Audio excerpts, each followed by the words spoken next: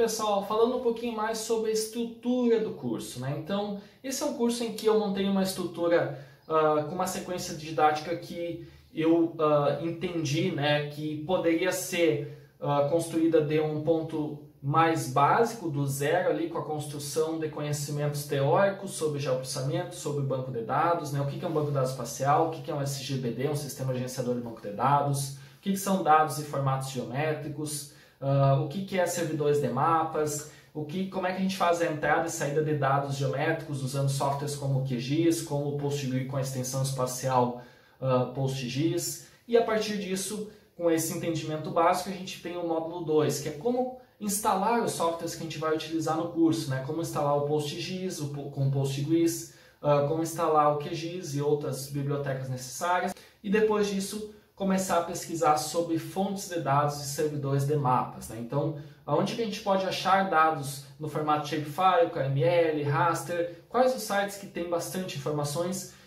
Busquei trazer muitos sites que eu tinha conhecimento, muitos sites que eu pesquisei, procurei, que possuem dados abertos que podem ser utilizados, né, feito download e utilizados para o conhecimento na parte de banco de dados espacial.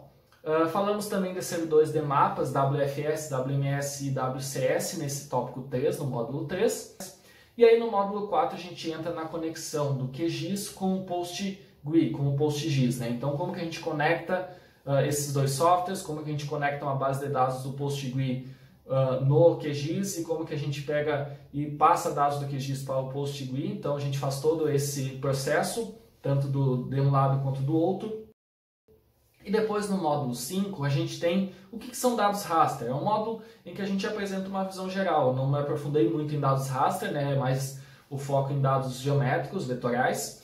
E aí a gente mostra nesse módulo 5 o que é um dado raster, como que a gente faz a importação de um dado raster, né, no PostGIS, com o PostGIS, né, como a gente faz a importação de um arquivo completo, de um arquivo separado em pedaços e assim por diante, né? Então é um tópico bem interessante de se trabalhar também. A partir disso a gente tem o tópico 6. O tópico 6 é tipos de dados geométricos. Então digamos assim, quando a gente começa a dar o pontapé inicial em banco de dados espacial efetivamente, como é que a gente começa a entender o que são dados geométricos, o que é um ponto, uma linha, um polígono, multiponto, multilinha, multipolígono, uma geometry collection, uma coleção de geometrias, e como que isso é interconectado ao banco de dados espacial no PostGIS, no PostGIS, né? Então, onde a gente começa a ter uma visão geral sobre como trabalhar com esses tópicos e poder começar a trabalhar, então, entrar no módulo 7, que é as funções espaciais, que aí a gente tem 8 vídeos de funções espaciais, em que cada um deles eu vejo várias funções espaciais em cada vídeo, mostro um exemplo prático. Então eu preparei esse módulo para vocês entenderem como usar as funções espaciais, como elas funcionam, o que significa cada função espacial. Existem centenas delas, a gente não consegue ver tudo nesse curso, mas eu mostrei as que eu considerei mais prioritárias para o momento atual. Busquei mostrar o que significa ela, como que ela funciona, como que a gente executa ela e mostrei um exemplo do funcionamento dela.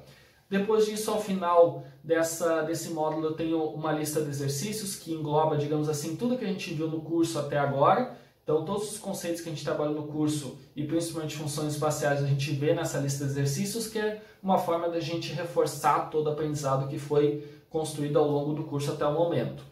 Finalizado o módulo 7, a gente vai para o nosso último módulo, que é o módulo em que a gente trabalha com alguns tópicos extras, que eu busquei trazer, que eu fui aprendendo no decorrer do tempo, que é geometrias e geografias, junções espaciais, índices, transações, papéis, né, como a gente organizar a autorização de usuários dentro do banco de dados, funções e triggers e o banco de dados espaço-temporal, que eu comentei em outro vídeo, que é a cereja do bolo, que é onde a gente fecha, né, todo esse ciclo de construção de conhecimento.